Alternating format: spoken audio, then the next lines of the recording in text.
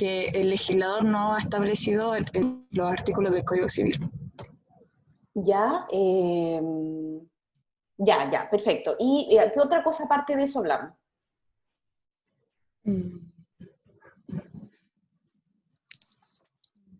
Hablamos de algunas acciones, hablamos del desheredamiento, eso lo hablamos como casi hacia el final de la clase.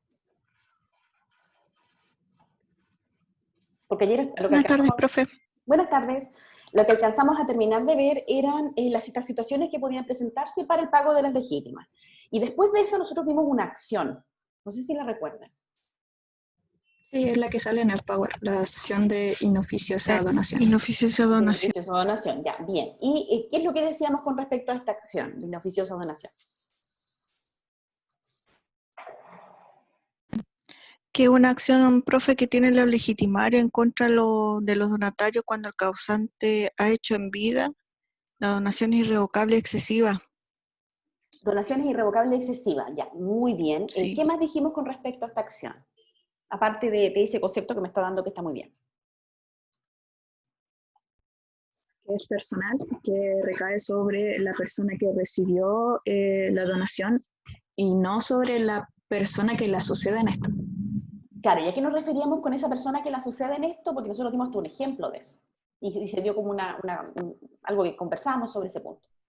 Exacto. El ejemplo dado fue cuando se donaba un inmueble. En este caso era Matías o Juan, no recuerdo el nombre exactamente. Matías. Y la cuestión era que Matías le vendía este inmueble a un tercero. Y por lo tanto la acción no podía ejecutarse en contra de este tercero, sino en contra de Matías. Sino solamente contra Matías, ¿verdad? Ya, muy bien. Nosotros conversábamos que si Matías hacía esto, finalmente nosotros, la herencia o este acervo tenía que soportar la pérdida de estos bienes. Ya, eso conversábamos sobre la acción de inoficiosa donación de forma general. Y sobre el desheredamiento. ¿Qué alcanzamos a hablar sobre esta idea que aparte les estoy mostrando, la lámina del desheredamiento? ¿En Chile es posible que yo pueda desheredar a alguien? Sí, Sí, profe, a través del testamento. A través del testamento, y me decía, le veo el puro apellido, no le veo el nombre. Catalina, Catalina. que se trata de una excepción, ya que la regla general es que todos somos dignos de suceder. Claro, y capaces de suceder, no es una excepción. Sí. Y nosotros decíamos de forma general, además, que uno podía ser desheredado, que en general, si yo nada digo, cuando yo estoy haciendo el testamento, yo entiendo que el desheredamiento es de carácter total, pero que puede ser de carácter parcial. Eso es lo que conversábamos el día de ayer. Y si es de carácter parcial, yo tengo que establecerlo en mi testamento. Además, nosotros decíamos que yo no podía desheredar por cualquier causal, tenía que ser por estas causales gravísimas y de hecho constitutivos de... que fueran probados en vida del testador, y que esta prueba tenía que ser a través de sentencia judicial. ¿Se acuerdan que nosotros lo conversamos ayer y hablábamos de un caso que ha sonado mucho en la agenda nacional de un hijo que atentó contra la vida de su padre? Ya. ¿Y qué más dijimos? Hablamos de cómo yo podía impugnar el desheredamiento, porque yo les decía, puede ocurrir que el causante desherede a uno de sus herederos, una vez fallecido, todavía tiene este heredero esta acción con la cual busca la reforma del testamento y busca que esta cláusula donde se le desheredó sea eliminada y pueda finalmente entrar como legitimario, etc. Otra cosa que nosotros dijimos con respecto al desheredamiento, sí, lo dijimos todo, las causas legales, debe hacerse por testamento, y cómo la podemos impugnar, ya. Todo esto lo vimos ayer. Y otra cosa que nosotros vimos, otro punto, eso es lo que me había acordado recién, no olvidar también que otra de las sanciones cuando yo desheredo, no es solamente que yo no voy a ser parte de la legítima, de la cuarta de mejoras, etcétera, sino que además yo tengo que devolver cualquier bien o donación que yo haya recibido en vida de este causante que me está desheredando. ¿Y esto por qué? Por la entidad y gravedad de las causales que en Chile nosotros tenemos para desheredar a una persona. ¿Sí? Eso es lo que vimos ayer, creo que fue lo último que vimos. Y lo que nos faltaba ver con respecto a esta idea de este desheredamiento era qué pasaba con las asignaciones que correspondían a este desheredado. Nosotros tenemos que distinguir si este desheredado tiene descendientes con derecho a representarle, la legítima pasa a estos descendientes que tienen derecho a representarle. ¿A qué se refiere esto en virtud de lo dispuesto por el artículo 986 y 987 del Código Civil? Y esto se debe a que las causales de desheredamiento son de carácter personalísimas y por tanto, por esta razón, independiente de la gravedad del hecho, no es traspasable o transmisible a sus herederos. Entonces, cuando este heredero es desheredado, si tiene descendientes, estos descendientes lo van a venir a representar en la legítima, en la cuarta de mejoras y en lo que corresponda. Si este desheredado no tiene descendencia, entonces con este derecho a representarle opera el acrecimiento de legítima rigorosa a legítima rigorosa, establecido en el artículo 1190 del Código Civil. Si no hay otros legitimarios, no hay acrecimiento y operan las reglas de la sucesión intestada. Y esto en virtud del artículo 996 del Código Civil. Salvo el testador, junto con el desheredamiento, haya dispuesto que esta parte de los bienes sea para otra persona. ¿A qué se refiere este caso?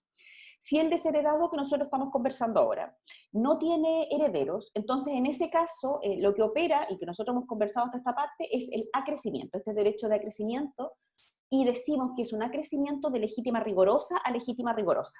Ayer nosotros hablábamos del derecho de acrecimiento de la cuarta de mejoras a la legítima rigorosa. En este caso sería de legítima rigorosa a legítima rigorosa, porque este desheredado es de aquellos que nosotros llamamos legitimarios, y que son aquellos herederos de carácter forzoso que la ley dispone en este 50% del acervo que queda a la muerte del causante. Entonces, en este caso, como el desheredado no tiene herederos y digamos que son dos hijos los únicos legitimarios para que podamos entenderlo, entonces lo que ocurre es que tenemos a Juan y a María. Juan fue desheredado. Siendo desheredado Juan, entonces todo esto, este 25%, acrece a la porción de María. Y María se vuelve la única legitimaria dentro de esta legítima rigorosa. ¿Sí? ¿Se entiende el ejemplo en particular? Si Juan tuviera hijos, entonces el caso es distinto, porque entonces en este caso de Juan y María, donde Juan es desheredado, María recibiría el 25%, no opera el derecho de crecimiento, sino que opera este derecho de representación, donde los herederos de Juan concurren en este 25%. ¿Sí? Queda, yo creo, más o menos claro, porque por el ejemplo se hace claro el caso. Y, y otro caso que me gustaría aclararlo, porque lo dije, pero no sé si les quedó tan claro. Podría ocurrir que el único legitimario que tenía este causante fuera Juan. No tenía más legitimario, digamos, no tenía cónyuge sobreviviente, no tenía conviviente civil, no tiene ascendientes vivos, y no tenía más hijos que Juan. Y él desheredó a Juan. Entonces, en ese caso, nosotros sabemos, de lo que ya hemos estudiado en derecho sucesorio, que es de estos casos excepcionales donde el causante tiene plena libertad para disponer de su bien, porque ya no tiene legitimarios, porque ese legitimario fue desheredado y este legitimario que fue desheredado tampoco tiene hijos. Entonces, en este caso, no opera el derecho de acrecimiento porque no hay otros legitimarios. Entonces, lo que ocurre es que se respetan, si es que hay testamento, las disposiciones de este causante, y si no hay disposiciones de causante, operan los órdenes sucesorios, es decir, operan las reglas de la sucesión intestada. Es decir, si nos falta los hijos, nos falta el o la cónyuge sobreviviente o el conviviente civil, y me faltan los ascendientes, que son los legitimarios, entonces en este caso yo voy a buscar si es que tiene hermanos, si es que tiene tíos, y eventualmente todos los órdenes sucesorios que nosotros conocemos, hasta que eventualmente podría llegar al fisco. Ahí se entiende en general todo lo que hemos conversado con respecto a las posibilidades que podrían ocurrir en el desheredamiento. Sí, profe, perfecto. Ya. Otro caso que no traje la mina, pero es cortito, es con respecto y también tiene que ver con el desheredamiento. Esta decisión que yo tengo de desheredar a un heredero es un acto absolutamente irrevocable, es decir, el testador podría decidió desheredar, estableció la causal, tiene sentencia judicial, etcétera, pero puede revocar este desheredamiento en virtud de un nuevo testamento donde pueda perdonar la causal que había dado lugar al desheredamiento y reinstaurando a este heredero, o en su caso, tácitamente, que haga un nuevo testamento y en este nuevo testamento indique a este legitimario como legitimario y además, por ejemplo, no sé, le asigne parte de la cuarta de mejoras o de la cuarta de libre disposición. Entonces, cuando toque abrir este testamento y lo toque interpretar, y siendo la última versión del testamento, entonces nosotros entendemos que él revocó o ella revocó este desheredamiento. Y esto en virtud de lo regulado en el artículo 1211 del Código Civil. Y esto es algo que ya vimos que cómo se podía impugnar. También es importante que les diga que esta revocación, al igual que en el desheredamiento, puede ser total o parcial. Es decir, yo podría hacer un nuevo testamento y tácitamente reinstaurar a mi legitimario, pero lo hago indicando que no va a recibir el total de la legítima, sino que va a recibir un 25%, en virtud de esta causal en la cual yo le había desheredado. Entonces, lo que hago es que lo mantengo desheredado de forma parcial. También puede ser que yo haga como esta especie de perdón, pero de una forma parcial y no total. Ya, yo creo que queda claro de lo que estoy diciendo entonces, que cuando hablamos del desheredamiento y de la posibilidad de revocarlo, esto necesariamente tiene que ser por una cláusula testamentaria, y esta revocación del desheredamiento, tal como lo conversábamos recién, puede ser expresa o tácita. Cuando un nuevo testamento, que el causante diga expresamente que deja sin efecto el desheredamiento que hizo en un testamento anterior, nosotros entendemos que es una revocación del desheredamiento de carácter expreso. Y sería tácito cuando en un nuevo testamento el testador instituye a este desheredado como heredero de legítima. Conversábamos también que puede ser total o parcial, total cuando se revoca en todas sus partes, parcial cuando se lo deja sin efecto en alguna parte, y si la revocación se contiene en un testamento privilegiado, ella va a caducar junto con el testamento mismo, si este caduca y no tendrá valor alguno.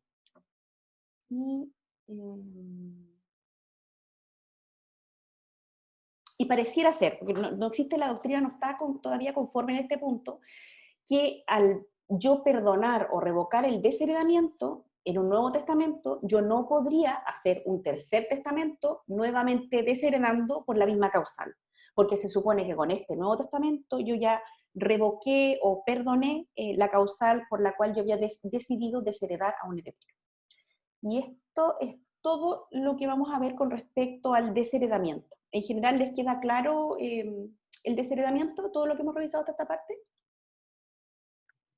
Sí, profe. Ya, vamos a estudiar hoy día otras acciones, y la otra acción que la hemos mencionado bastante, hasta este punto de forma general, pero ahora un poquito más específico, que es la acción de reforma del testamento. ¿A qué se refiere esta acción de reforma del testamento? Es aquella de la que gozan los legitimarios para que se modifique el testamento en todo lo que no se respete lo que a ellos les corresponde por concepto de legítimas y mejoras. Y aquí me gustaría hacer un recuerdo. ¿Quiénes son los que van en este concepto de la legítima? ¿Quiénes son estos herederos que, existiendo, configuran la legítima rigorosa? ¿Se recuerdan? Los asignatarios forzosos, profe. ¿Y cuáles son esos?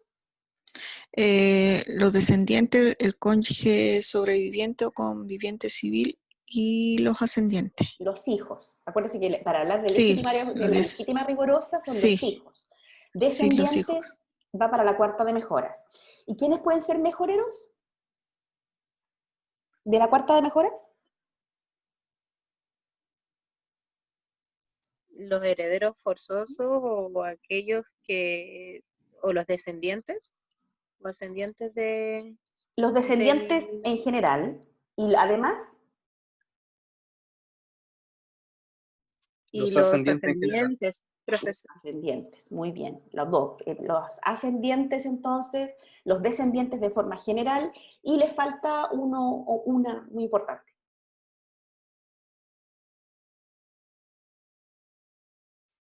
El o la cónyuge sobreviviente.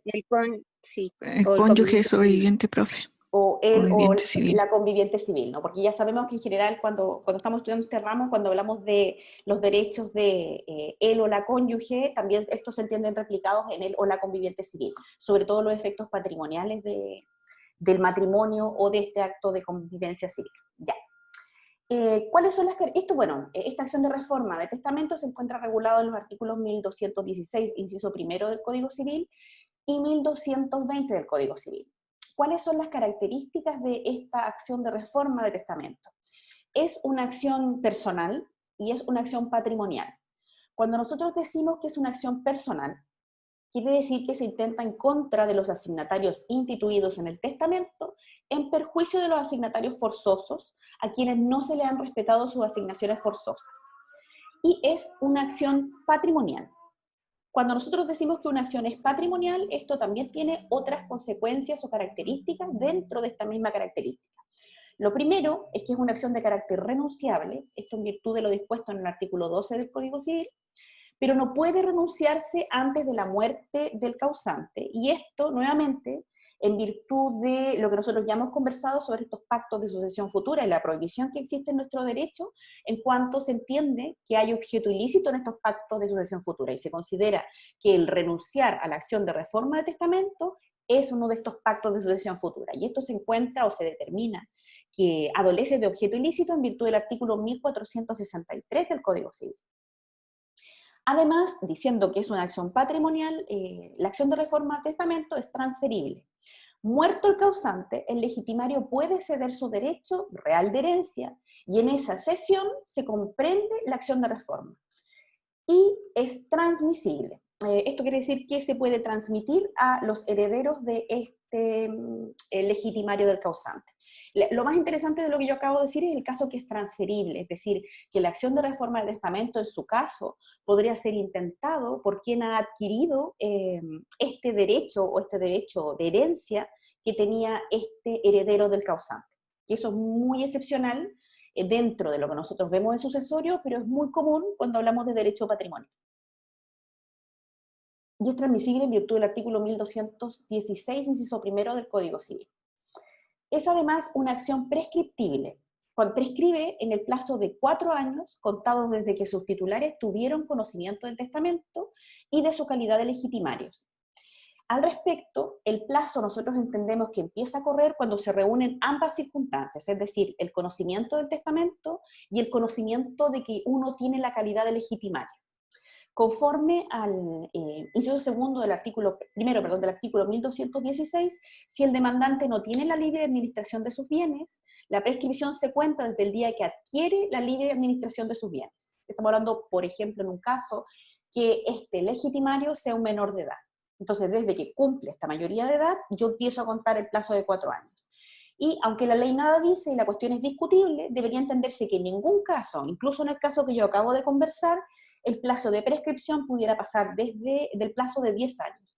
Y esto porque en nuestro derecho, y en lo que regula el Código Civil, el plazo máximo de seguridad jurídica es el plazo de 10 años. Antes era de 15 y ahora es de 10. Entonces, en general, todas las cosas nosotros entendemos, incluso en aquellos casos de prescripción extraordinaria, es de 10 años. Bien. ¿Les queda claro esta acción de reforma del testamento? ¿O a qué se refiere?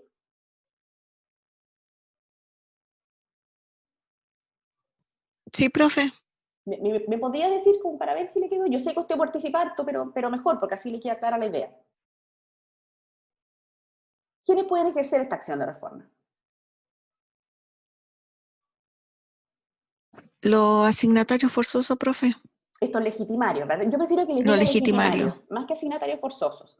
Ya, estos legitimarios. Entonces, ¿y qué es lo que ocurre? Porque ellos y ellas están reclamando. Bueno, más que nada esta es una acción que pueden utilizar los legitimarios y a quienes el testador no haya dejado lo que por ley le corresponde. Es decir, que no haya respetado esta legítima, ¿no? Y que nosotros Claro. conversábamos que la legítima se entiende configurada de pleno derecho por el solo hecho de existir estos legitimarios. Entonces, cuando existen estos legitimarios, se conforma el 50. Entonces, digamos que este testador hizo un testamento y no respetó las legítimas en las asignaciones que hizo. Ese es el caso de la acción de reforma de testamento.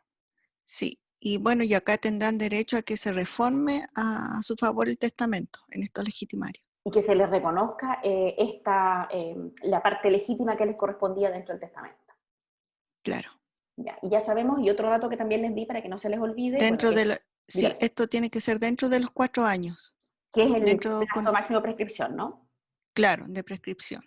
Claro, y ahí depende cómo nosotros contamos los 4 años. Claro, desde el día que tuvieron conocimiento del testamento. Y de su calidad de heredero. Porque y de su calidad, sí. Que puede ocurrir que un legitimario, un heredero, puede que conozca del testamento pero no sepa que es legitimario. Claro. Entonces, cuando se unen estos dos casos, y en un tercer caso, si estamos una persona que todavía no tiene plena capacidad, por ejemplo, como un adolescente, el plazo de 4 años se empieza a contar desde que adquiere esta plena capacidad, esta plena disposición sobre sus bienes. Claro. Pero que Y en el ningún tema, caso excede de sí, 10. sí, y la prescripción del plazo extraordinario son de 10 años.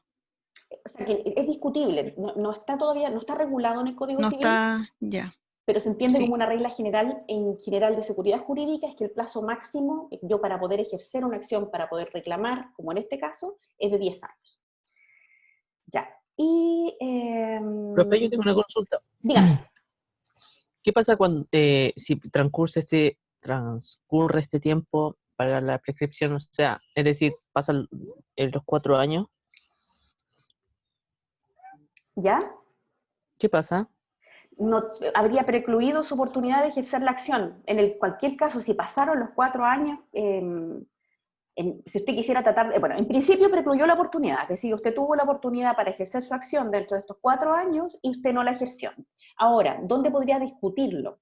Usted podría discutir desde cuándo usted tuvo conocimiento de este testamento, o podría discutir desde cuándo tuvo conocimiento de que usted tenía calidad de heredero. Entonces ahí va a quedar a criterio del tribunal, y si usted logra argumentar que en realidad, no sé, usted supo hace 3 años y que por lo tanto todavía le queda 1 año de plazo. Esa sería una posibilidad. Ah, ya. Pero sería la única forma, porque si no, dígame. Tengo la confusión, ¿por qué eran los 10 años de prescripción? ¿No son No, 4? sí, son 4. No, el plazo son 4 años. Yo les digo, en el caso, ¿cuándo se dice el caso de 10 años? Por ejemplo, que nos encontremos ante un heredero menor de edad que no sabía y que no fue incluido dentro de estos legitimarios. A él se le da, o a ella se le da la posibilidad que ejerza la acción desde que cumpla esta mayoría de edad. Ahora, ¿qué es lo que me dice la doctrina? Incluso en ese caso, este heredero menor de edad va a tener que ejercer la acción en un plazo máximo de 10 años. ¿Lo entienden? Ahí sí, profe. ¿Sí? Ya. Pero el plazo en general son 4 años, solamente que en estos casos excepcionales donde yo espero a estos herederos, lo más que los puedo esperar es hasta 10 años. Díganme. ¿Alguien me Eso pregunta? indistinto, sí, profesora, eso indistinto de que pasados los 10 años, este heredero siga teniendo menos de 18 años. Sí, incluso en ese caso, tendría que actuar representado. Ah, ya, Pues profesora. claro, porque puede ocurrir que justo este heredero, no sé, tenía 2 años, es muy pequeño, entonces no va a alcanzar a cumplir los 18 años. Entonces un tercero va a tener que intentar la acción por él como representante. Y el argumento es eso que yo les digo, esta seguridad jurídica, el plazo máximo que yo puedo esperar. Y hay otras instituciones que ustedes tienen que haber visto, donde nosotros esperamos a los menores de edad para poder ejercer ciertas acciones, como por ejemplo, para reclamar la nulidad de determinados actos. También en el caso de que quien pueda reclamar de la nulidad de este acto sea un menor de edad, el plazo máximo para reclamar sobre la nulidad de ese acto es 10 años. Esa es la regla general de nuestro código. Ese es el plazo máximo en el cual yo puedo entender consolidado un derecho. Ya, profe, gracias. Esto independiente de que estemos hablando de un menor de edad que quizá no va a cumplir aún la mayoría de edad para poder ejercer este derecho. Ya. Porque aparte piensen que se hace todo este proceso, tenemos el acervo, hay otros legitimarios, y no podemos esperar que ellos esperen por 11 años a que aparezca otro heredero eventual a exigir sus derechos sobre este testamento. Es por eso en realidad, porque ¿cómo vamos a hacer esperar 10 años a estos herederos? Y recuerden que de ello en general, y a nuestro código en general le molesta que los bienes se mantengan en comunidad, y le molesta que nosotros no hagamos radicación de los bienes heredados. Es decir, trata de casi siempre generar esta propiedad individual y ya dejar una claridad con respecto a estos bienes de este acervo hereditario. Todas son las razones por las cuales se establecen estos plazos de seguridad. Ya.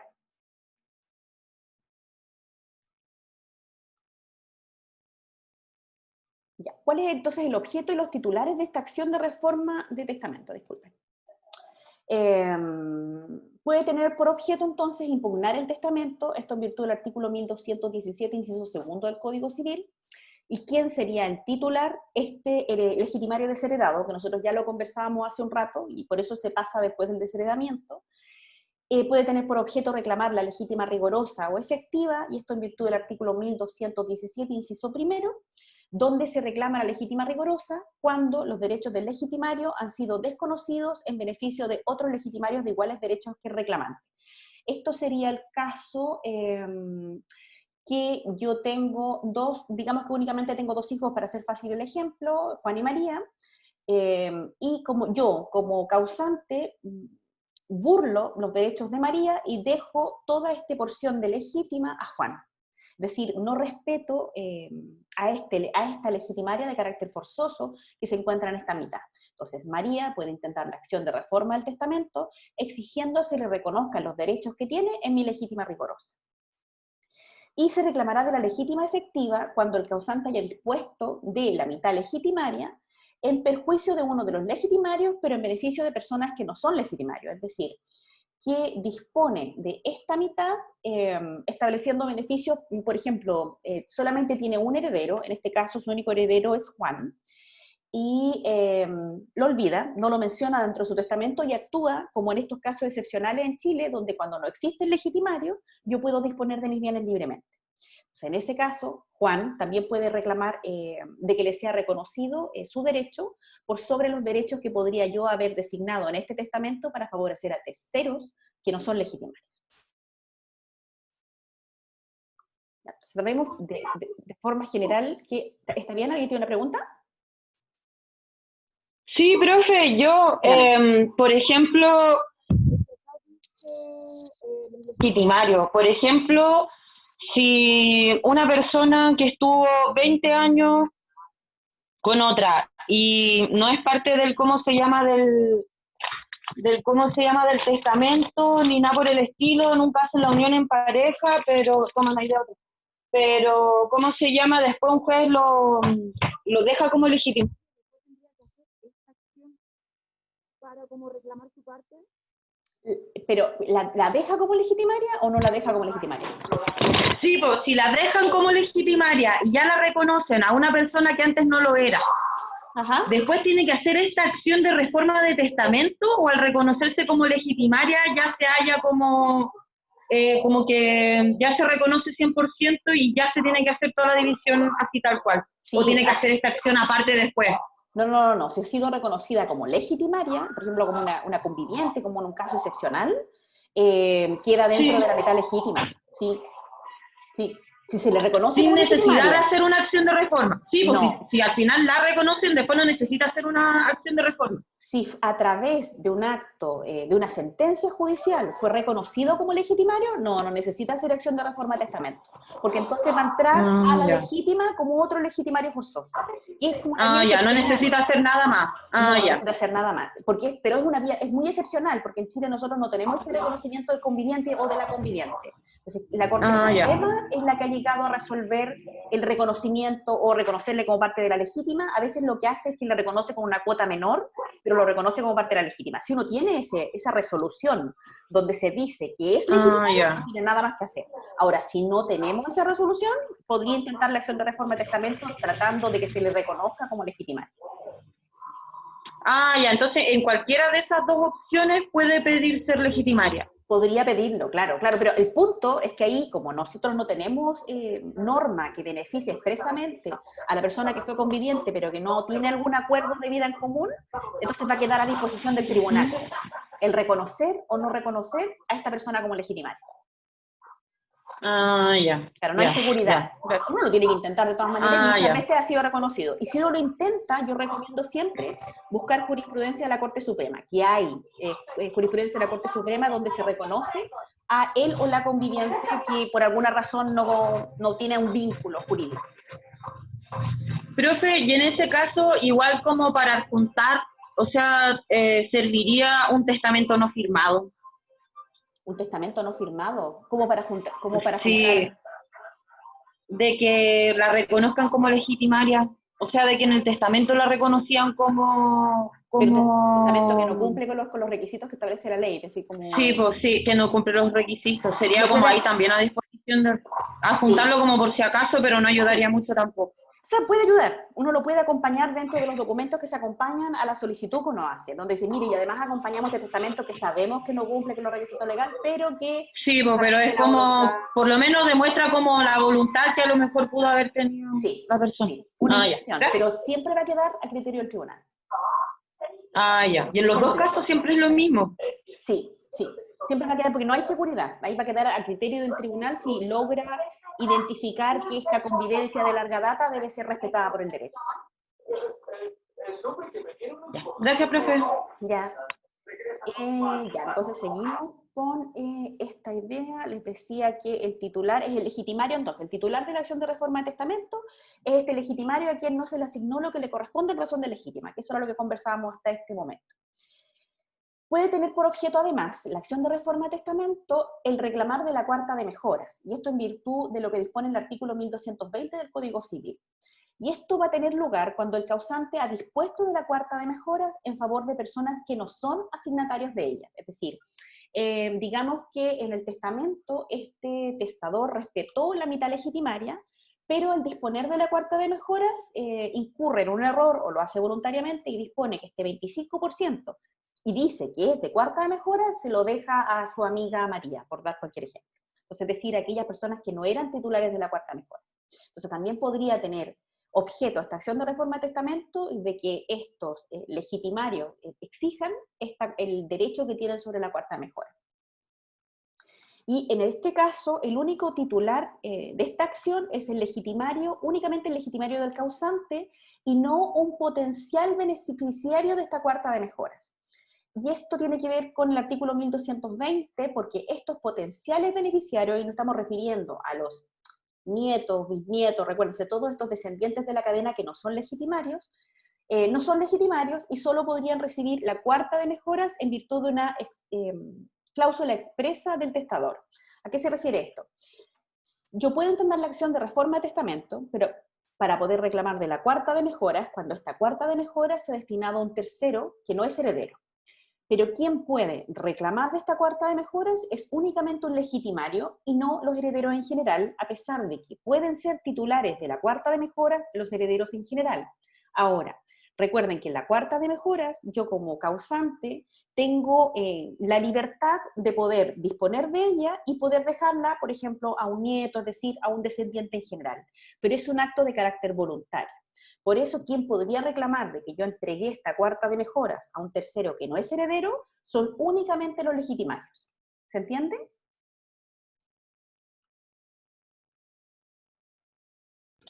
Sí, profe, se entiende. Se entiende, ya.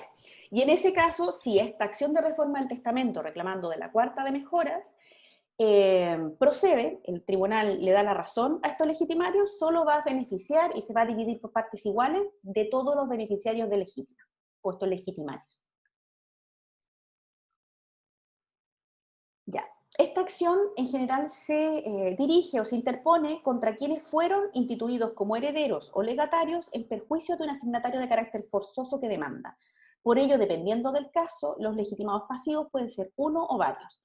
Es decir, yo intento la acción de reforma de testamento contra quien ha sido designado dentro de aquella cuota que yo estoy reclamando. Es decir, dentro de mi legítima, los terceros que hayan sido beneficiados o, en su caso, los legitimarios que han sido reconocidos y donde yo no he sido reconocida, entonces yo interpongo esta acción de reforma contra ellos, es decir, contra estos beneficiados del testamento. Por eso puede que yo esta acción de reforma lo intente contra un heredero o contra un tercero o contra un conjunto de herederos y legatarios. Ya, ¿les queda clara esta acción de reforma de testamento? Sí, profe. ¿Sí? Ya. Sí, profe. En general, bueno, lo hemos visto y lo vamos a seguir viendo porque es como la de más común ejercicio, ¿no? Porque es aquella que reclama, para que nos recordemos bien, es aquella que reclama cuando un legitimario no ha sido reconocido dentro de esta legítima rigorosa, y en su caso también cuando los legitimarios reclaman porque se ha dispuesto de la cuarta de mejoras para beneficiar a un tercero. Porque nosotros sabemos, dentro de lo que todos ya que hemos estudiado hasta esta parte, que en Chile la única parte del testamento de la que yo puedo disponer libremente, sin tener consideración de estos legitimarios de carácter forzoso, es la cuarta de libre disposición. Y nosotros cuando veíamos sobre los pagos y cómo nosotros hacíamos los pagos de las legítimas, la cuarta de libre disposición no tiene ninguna preferencia para el pago. Las preferencias para el pago la tiene esta legítima rigorosa por sobre cualquier otra cláusula y la cuarta de mejoras por sobre la cuarta de libre disposición, que era algo que nosotros conversábamos yo creo que ya desde la semana pasada. Y con esto nosotros terminamos esta acción de reforma de forma general y vamos a hablar de otra institución que se llama la preterición. ¿A qué se refiere esta preterición? Es el haber sido pasado en silencio un legitimario. Esto es lo que me dice el artículo 1218 del Código Civil. El legitimario preterido se entiende instituido como heredero en su legítima por disposición legal y conserva las donaciones revocables que no hubieran sido revocadas. ¿Qué significa haber sido pasado en silencio? Algunos consideran que es cuando el legitimario no se le instituye heredero, ni se le deshereda, ni se le nombra en ningún sentido. Es decir, yo entiendo que me encuentro ante un legitimario preterido cuando, habiendo testamento, el causante redacta este testamento y tiene, en el mismo ejemplo que nosotros revisábamos antes, tiene 2 hijos, Juan y María. Y en el testamento hace todas las disposiciones de la legítima, la cuarta de mejoras y la cuarta de libre disposición, siempre indicando solo a Juan, y desconociendo, ni siquiera mencionando a su hija María. Porque podría ocurrir, por ejemplo, que haya decidido por alguna razón desheredar a María, pero tampoco la menciona, de ninguna manera. Entonces, en ese caso, cuando María venga a exigir, yo entiendo que ella está en este caso de estos legitimarios que fueron preteridos. Para otro profesor, para otra parte de la doctrina, el profesor Elorriaga, considera que nos encontramos ante un legitimario preterido cuando este legitimario no se le ha asignado algo con cargo a su legítima. Y ello comprende los siguientes casos. Por ejemplo, al legitimario no se le menciona en el testamento y tampoco se le hicieron donaciones irrevocables en vida del causante, o al legitimario se le menciona el testamento, pero nada se le asigna en él y tampoco se le han hecho donaciones irrevocables en vida del causante. Es decir, yo hago el testamento, yo digo que tengo 2 herederos, Juan y María, pero cuando yo hago la designación de los bienes que yo dejo por legítima y la designación de bienes que yo dejo por cuarta de mejoras, no menciono a María en ninguna parte y entrego los bienes a Juan y en el caso de la cuarta de mejoras, a los hijos de Juan. Es decir, la mencioné como una heredera, yo entiendo que es una legitimaria, pero no le entrego ningún bien en particular. Y tampoco en vida del causante, es decir, de quien hizo este testamento, hice ninguna donación irrevocable a María que alguien pudiera imputar al momento de contar este acervo.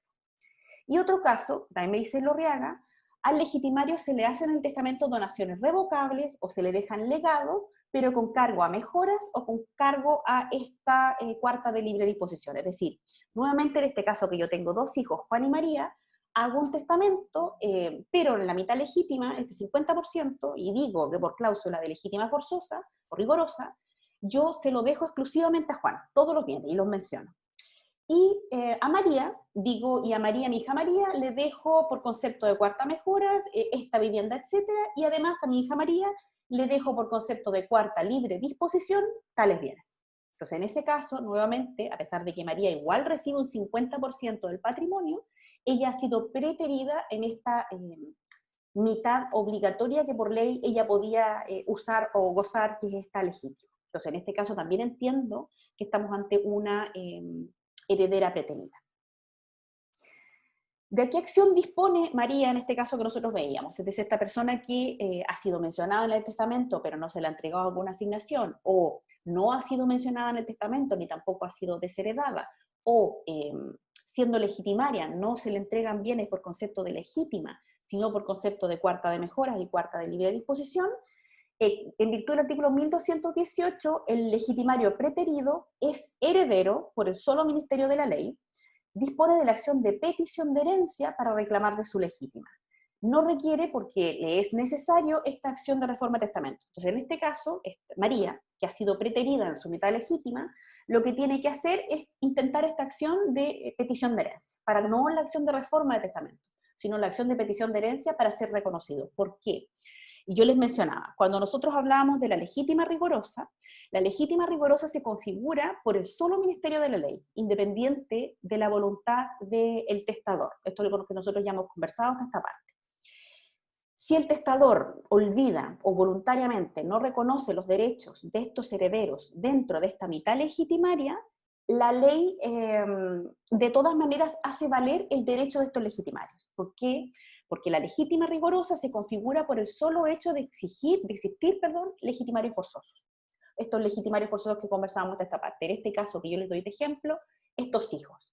Por el hecho de existir se entiende configurada la legítima rigorosa. Y la cuarta de mejoras y la cuarta de libre disposición, que también es algo que hemos conversado, no se presumen por el solo ministerio de la ley. Existen solo en el caso que nosotros nos encontremos ante una sucesión testada, donde este testador haya dispuesto de un 25% de sus bienes por concepto de cuarta de mejoras y de un 25% de sus bienes en concepto de cuarta de libre disposición. Ya, y hasta aquí. ¿Han entendido la materia? ¿Entendieron esto de la preterición? Profesora, me Dígame. surgió una duda. Dígame. La acción de preterición solo cabe en la sucesión testada, ¿no es cierto? ¿La acción de petición de herencia? Sí. No. Sí, en este caso, para este caso de la preterición, sí. Ah, ya. Sí, Ya, porque me quedo. estamos hablando del caso donde el testador dispuso para después de sus días. No estamos hablando para el Ya. caso que no, porque hablamos de la cuarta de mejora, etc. Si no se aplican Sí, las reglas no. de la sucesión intestada. Y en ese caso, más que acción de petición de herencia, ellos van a acudir una vez que sean llamados a este testamento. Ya, profe, gracias. Porque se recuerdan que en la sucesión intestada operan los órdenes sucesorios, entonces cuando no hay testamento, que es la regla general en Chile, lo que van a hacer, una vez que yo encuentro o se abre una sucesión, es llamar en virtud del primer orden a los hijos y al o la cónyuge sobreviviente o el conviviente civil, o en su caso, si no existen los hijos, que son quienes configuran este primer orden, se configura el segundo orden con los ascendientes y el o la cónyuge sobreviviente. Y así, ¿no? Y seguimos bajando en los órdenes sucesorios. Ya, entonces, ¿les queda claro la acción de reforma de testamento que estudiamos hoy día, el desheredamiento que terminamos de estudiar y la preterición? Sí, profe. Ya. Para la próxima semana, para el lunes, vamos a estudiar lo que es la protección de los bienes hereditarios y vamos a estudiar otras acciones más que todavía no conocemos o que hemos mencionado hasta algún grado. Así que voy a dejar la clase hasta aquí. Porque les he pasado harta materia, creo que en general les quedó claro, cualquier consulta me la hacen el lunes y ahí seguimos trabajando sobre estas ideas. Ya, profesora, muchas gracias. Ya nos vemos el lunes. Profe, Dígame. Gracias, profe. profe, yo Chao, dígame. Profe, yo me puedo quedar para hacerle una consulta sobre un tema que quería hacer para la tesis, pero que es sobre civil. Sí, no se Para preocupe. esperar un rato. Sí, Es espere súper nomás. corto.